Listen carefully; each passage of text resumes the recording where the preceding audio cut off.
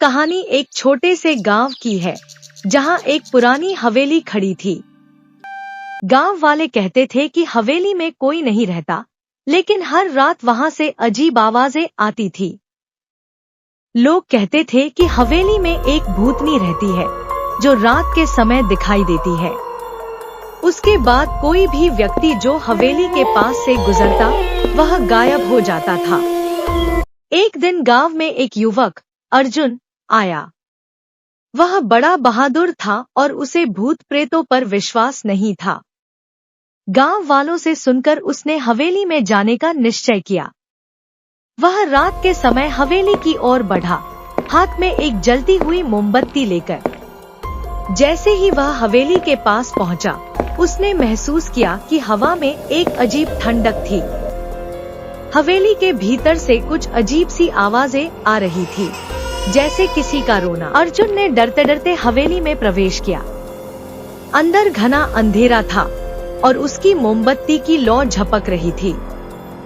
तभी अचानक एक ठंडी आवाज सुनाई दी, तुम यहाँ क्यों आए हो? अर्जुन ने घबराते हुए देखा। सामने एक महिला की धुंधली आकृति खड़ी थी, जो सफेद साड़ी पहने हुए थी।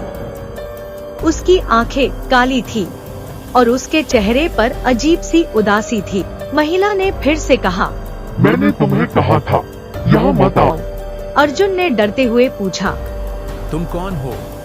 महिला बोली, मैं राधिका हूँ। यह हवेली मेरे पूर्वजों की थी, लेकिन एक दिन मेरी हत्या कर दी गई थी। अब मेरी आत्मा यहाँ भटकती है, क्योंकि मेरी मौत का बदला पूरा नहीं हुआ।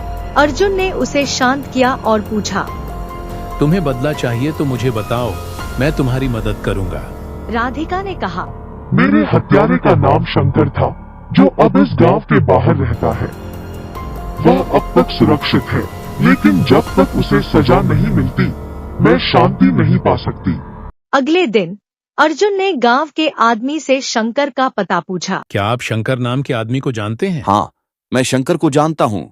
पहले वो इसी गांव में रहता था। वो कहाँ रहता है? अब वो पास के शहर में रहता है। क्या आपके पास उसका मोबाइल नंबर है? हाँ, मेरे पास उसका मोबाइल नंबर है। अर्जुन ने शंकर को फोन लगाया और कहा, क्या मेरी बात शंकर से हो रही है? हाँ, मैं शंकर बोल रहा हूँ। तुम कौन हो? मैं अर्जुन बोल रहा हूँ, मुझे आपसे काम है। क्या आप आपके पुराने गांव आओगे? ठीक है, मैं आता हूँ। शंकर गांव में आता है और अर्जुन को गांव के चौराहे पर मिलता है। अर्जुन शंकर को सारी बातें बताता है और कहता है, तुम्हें मेरे साथ हवेली जाकर चुड़ैल से माफी मांगनी होगी, शायद वो तुम्हें माफ कर दे। शंकर अर्जुन की बात मान लेता है और हवेली जाने के लिए मांझता है। अर्जुन ने शंकर को हवेली लेकर गया। शंकर डरते हुए हवेली में दाखिल हुआ।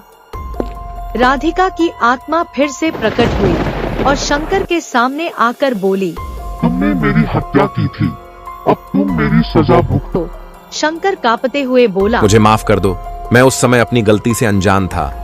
शंकर ने राधिका से माफी मांगी और फिर उसकी आत्मा को शांति मिल गई।